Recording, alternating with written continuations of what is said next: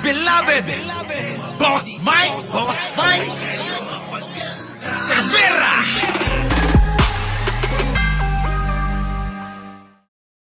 Politiko at personal. Ayan na, dinayo daw ng mga ilang politiko. Pakinggan natin kung sino-sino yung mga dumayo, ha? Dinayo ng ilang politiko at personalidad ang pagdiriwang ng araw ng Davao kahapon. Thankful daw si VP Sara dahil nagpahayag ang mga ito ng suporta sa kanya para sa 2028 presidential elections. Thankful daw si Sara Duterte, mga kababayan, dahil nagpahayag daw ng suporta sa kanya sa darating na 2028 election. Ngayon ang tanong, ano naman ang kakabaka ba dyan? Pinagtatawanan ngayon yan. Pinagtatawanan ngayon ng mga political analyst at mga kilalang mga politiko dahil yung mga pumunta, puro may mga sira ang ulo. Sino-sino? Sino-sino ba yung mga yan? Sino-sino nga ba sila? Yan. Nagbabalik si Joash Malimban para sa detalye. Tila nagulat daw si Vice President Sara Duterte sa pagdating ng ilang personalidad sa Sino ba naman ang hindi magugulat? Puro mga sintu-sintu yung mga dumating. Kahit ako, magugulat ako. Nasaan na sila Jinggoy? Nasaan si Aimee? Nasaan si Chis Escudero? Nasaan si Villanueva? Di ba? Kinakabahan si Sara dyan. Ako, mukhang merong malaking problema si Sara dyan. Sino-sino ba sila? Eto na. araw ng Davao kahapon, kasabay ng pagdiriwang ng kaarawan ng kanyang ama na si former President Rodrigo Duterte. Spotted kasi sa Davao City ang ilang malalaki at kontrobersyal na pangalan sa politika. Malalaki na yan! Kita nyo, mga kababayan ko, malalaki na raw yan! Sino yung malalaki na yan? Tulad din na Batangas Congressman Leandro Leviste. Paano naman naging malaki yan? Etong si Leviste, mga kababayan, sabi ko nga sa inyo, may kaso. Mayroon pang problema. Pinagpapaliwanag pa sa 30 billion na kickback daw doon sa pagbebenta ng prangkisa. Sige tuloy. Isabela Vice Mayor Harold Respicio at Cavite Paano naging yun, mga kababayan? Paano naging bigatin yung Vice Mayor Respicio?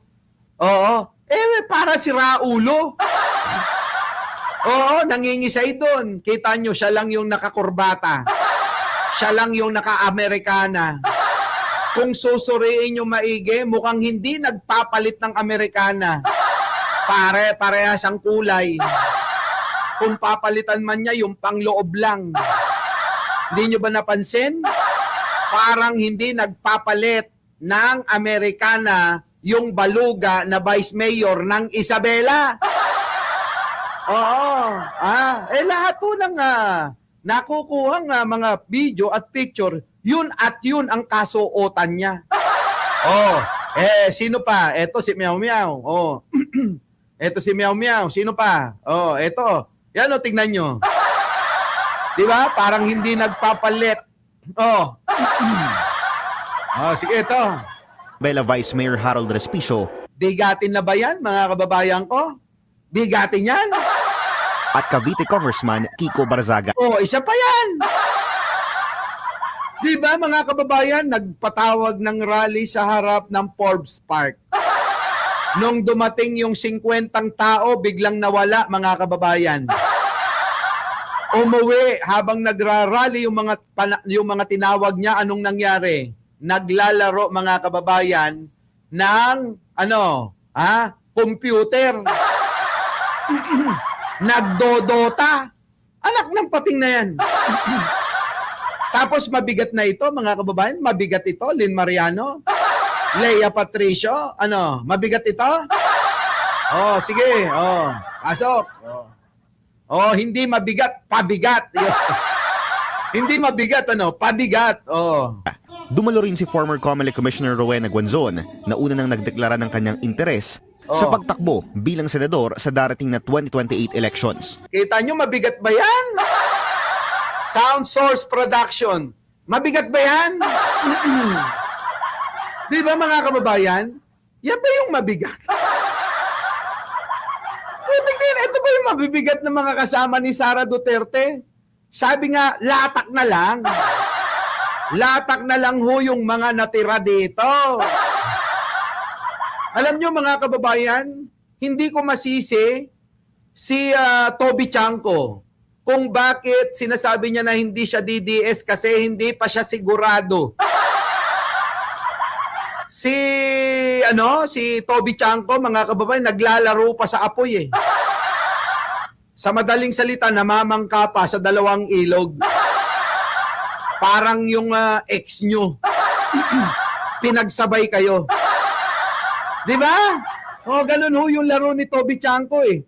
Pero eto, alin ang mabibigat na mga bisita nga ni Sara Duterte? Hinahanap ko yung pong mga senador. Di ba? Sino hinahanap ko mga senador? Si Jinggoy Estrada. Naku, heavy. Di ba? Sino pa? Si Villanueva. Si Chis Escudero.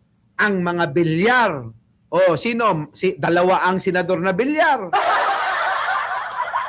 Si Camille Villar at saka si Mark Villar. Wala. Ang mga Cayetano. Nasaan sila? Wala, mga kababayan. Gerald Samson, Alex Balicana. Wala. Oh, nasaan yung dalawang Cayetano? Si 10K. Maging si Marcoleta, wala. Anong nangyari sa inyong pagsasama? Grabe, no, mga kababayan, nawala. Tulpo, given na yan, hindi yan pupunta. Gatchal yan, hindi rin pupunta. Di ba? Yung mga yan. Oh. Ang tanong ko, si Aimee nga eh. Inaasahan ko, nandiyan dyan, wala. Puro mga pipitsugin. Puro mga latak na lang nga ang natira kay Sara. Ito yung matagal ko nang sinasabi na walang sumasama kay Sara Duterte. Gusto nilang palabasin na si Sara Duterte ay malakas na kandidato, contender nila sa 2028, pero bakit ganito ang nangyayari? Oh, di ba? Yung mga kontrobersya ng alin, maganda ba? Etong si Rowena Guangson, eto yung hindi ka nga naka-Rolex, hindi ka nga naka-Gucci. Mata pobre, mga kababayan. At sinabi rin, mga kababayan, ni Topacio na bakit nandito yan, dating anti-Duterte yan. Naalala nyo yon, mga kababayan? Naalala nyo yon? Singit natin para kay Buangson. Oh! Sabi yun ni Topacio oh.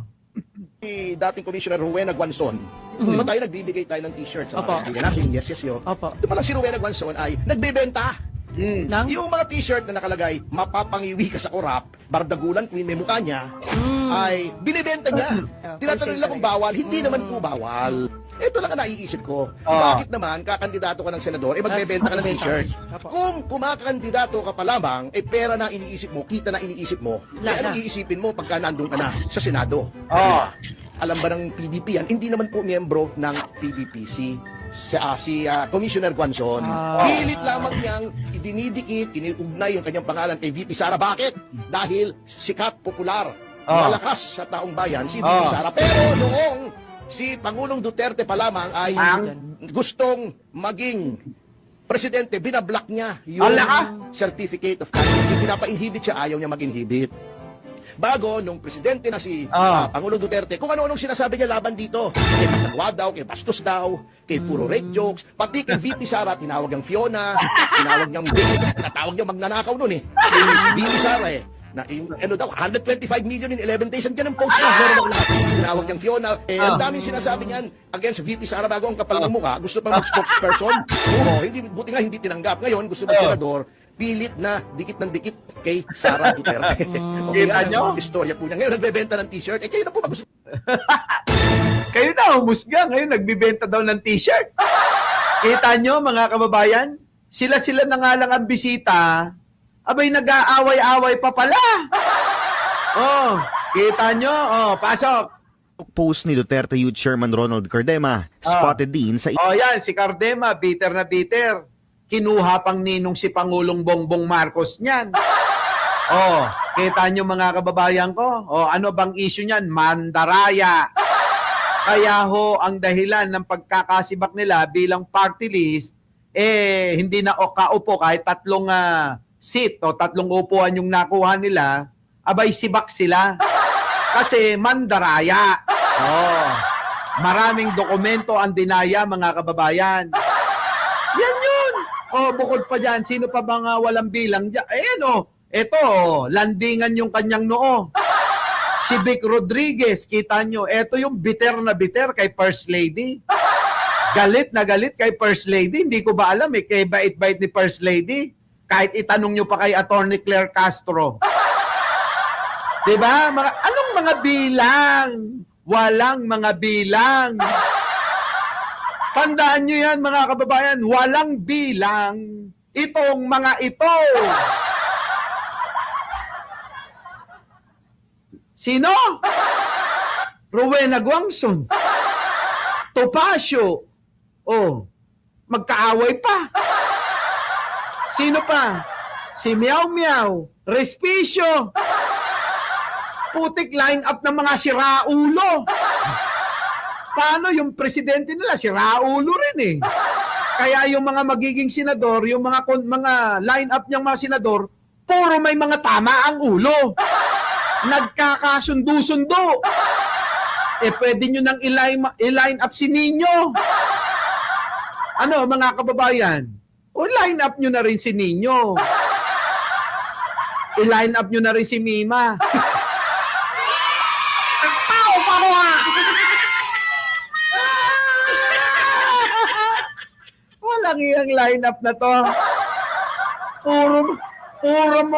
Puro mga may topak, ano? Oh. Kaya nga mga kababayan, sabi ko sa inyo, si Toby, eto, yan. Naman nila kayang Tingnan nyo mga kababayan. Yan si Toby. Diba? Si Toby, todo tanggihan mga kababayan eh. Oo. Todo ang pagtanggi ni Toby Chanco na siya daw ay DDS. Diba? Nasaan na yun, Boss Mike? Yung todo tanggi ni Toby. Ayan o. Ayan. sa mga supporters ni VP Sara Duterte. Pasensya na raw kayo. Pasensya na po dun sa mga supporters ni VP Sara Duterte. No offense meant, pero hindi po ako VP Sara Duterte supporter. Kita nyo mga kababayan? Ayan o. Pinakita ko na sa inyo yan eh. Pasensya na raw kayo mga DDS. Kasi hindi naman siya VP Sara Duterte supporter. Nakuha nyo mga kababayan ko? Kaya etong si Toby, naglalaro ito. Nagpapapansin sa kabila, bigyan nyo ako ng posisyong gusto kong maging speaker. Pag naging speaker na ako, titigilan ko na to. Mr. President, papapansin. Kaya mga kababayan, ang tanong, paano na mga kababayan? Kung mismo yung mga maiingay din na kumukontra minsan sa Pangulo, abay, hindi rin makasara Duterte. Ang problema yan, mga kababayan Eto tandaan nyo itong sasabihin ko, pag tumakbo si Leni Robredo, sigurado mga kababayan, hindi aabot sa kalahati ang boto ni Sara Duterte kay Leni. Maniwala kayo dyan, hindi aabot ng kalahati yung makukuhang boto ni Sara Duterte sa boto ni Leni Robredo. Di ba mga kababayan? Si Takero, late ka na. Di ba? Kayo naniniwala ba doon? Tingnan nyo, tahimik si Maring Lenny ko. Tahimik eh. Di ba Teresita Tan, Pilipina. Ngayon, mga kababayan, tignan nyo. Kung sana makita natin tong si Toby Chanco dun sa, sa rally ni Sara Duterte. Kung sana nakita man lang natin, mga kababayan, yung mga Bilyar at Cayetano, medyo may angas pa eh. Kaso wala, mga kababayan, ngangay.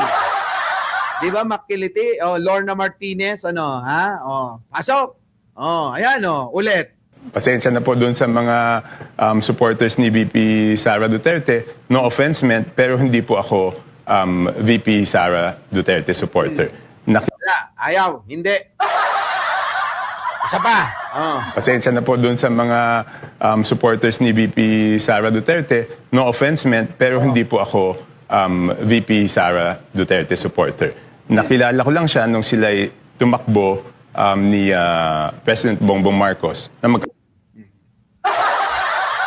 So alam nyo na. Sabi dito, mahigit 2,000 tayo pero wala pa sa kalahati yung nagla-like sa inyo. Siguro mga nasa television yan kaya hindi makapag-like. Our beloved Boss Mike Cervera.